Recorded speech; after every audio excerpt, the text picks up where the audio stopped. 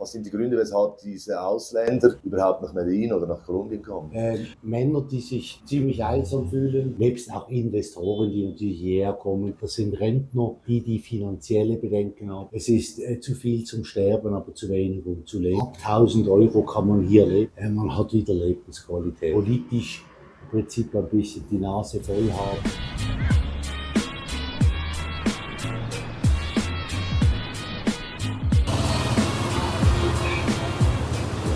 Das ist das Office von Rötschi. Wir wollen ihn mal ein bisschen befragen, wie es aussieht bezüglich Visa, Einreisebestimmungen, Steuern, Finanzen. So, wo ist das genau? Sollte die Nummer 3101 sein. So, schauen wir mal, ob jemand hier ist. Hier sind wir auf jeden Fall richtig. Das ist meine Frau, Stefanie. Hallo, alles gut. Komm rein. Oder Jens? Das ist meine Frau, Stefanie. Sie ist Anwältin, arbeitet hier.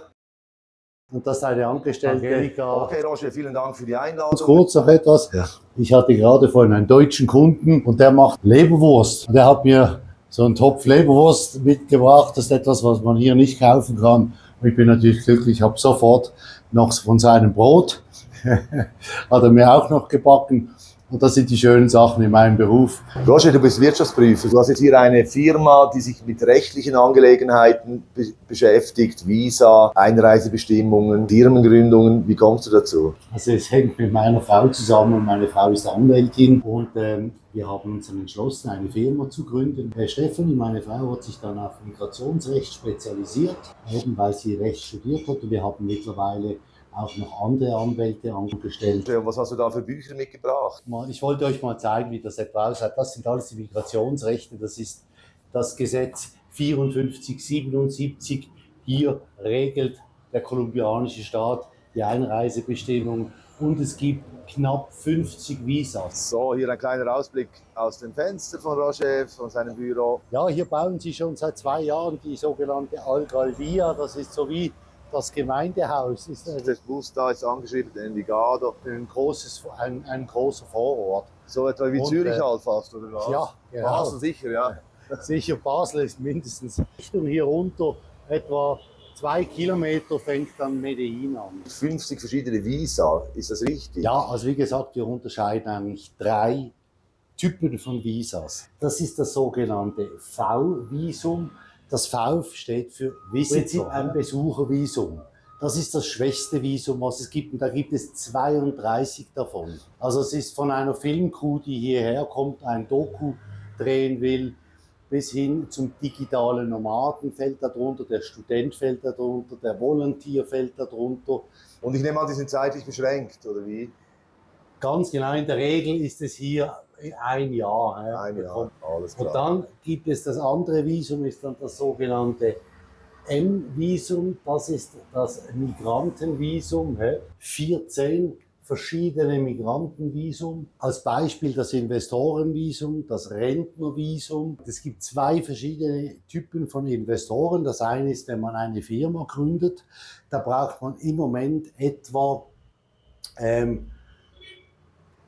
zwischen 25.000 und 30.000 Euro.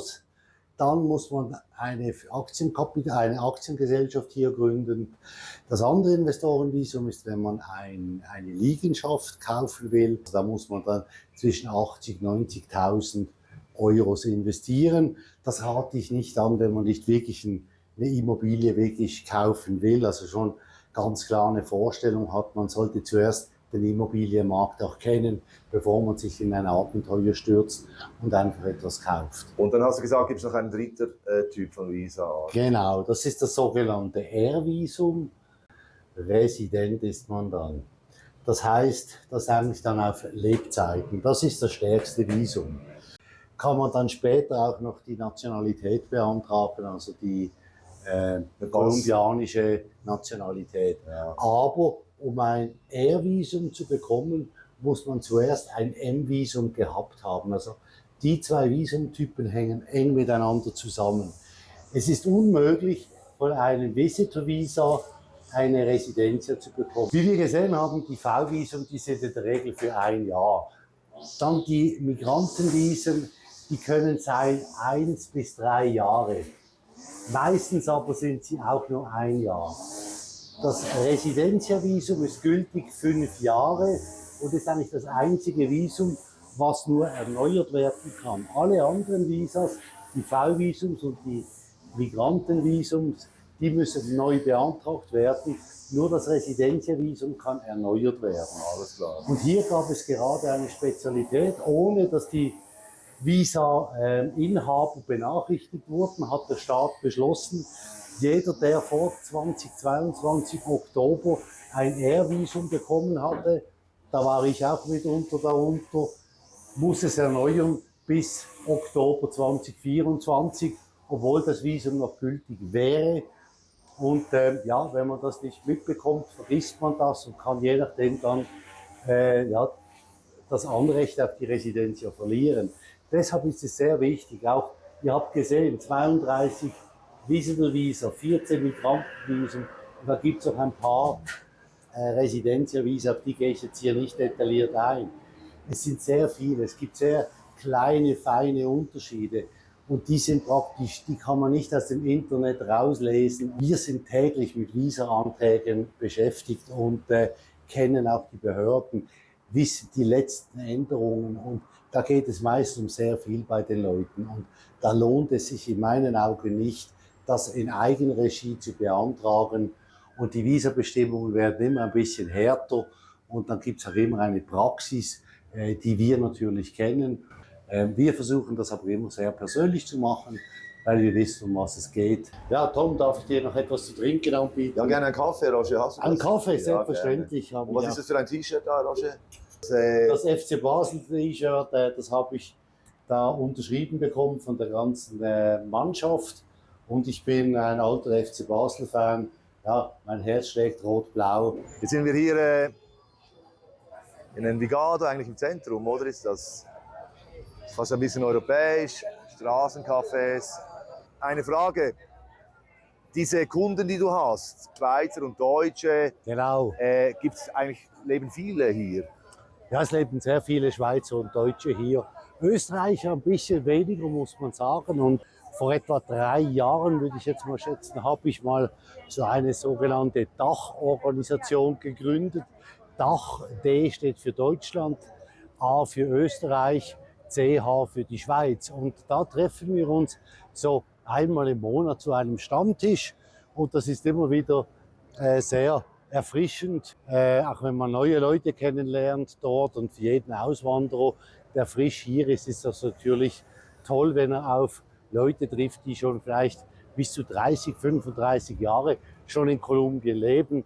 Denen ihr Wissensschatz ist natürlich Gold wert. Und da gibt es auch Facebook-Gruppen, oder? Und dann hilft man sich da gegenseitig. Genau. Oder eben auch in dieser WhatsApp-Gruppe, die wir haben, eben, und dann den Stammtisch. Auch dort kann man direkt Fragen reinstellen. Und es gibt meistens jemanden, der irgendwie eine Antwort hat. So, folgen wir Roger. Wir gehen jetzt da zum Parque. Hier ist eigentlich unser Stammlokal, ein italienisches Restaurant, wo wir dann oftmals das Mittagessen haben. So circa, ich glaube 18.000, also etwa 4 Euro. Da ist ein Saft dabei, da ist Salat dabei und das Menü selber natürlich. Wie gesagt, in dieser Dachgruppe ein großes Thema sind Lebensmittel.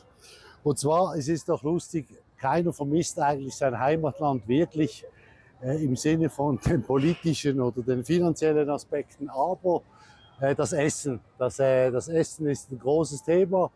Und so haben wir heute Deutsche, die selber Brezel backen, Thüringer Würste fabrizieren und also wir haben einen Schweizer, der Schokolade herstellt. Also da sieht man irgendwie, die Wurzeln lassen sich nicht ganz verleugnen.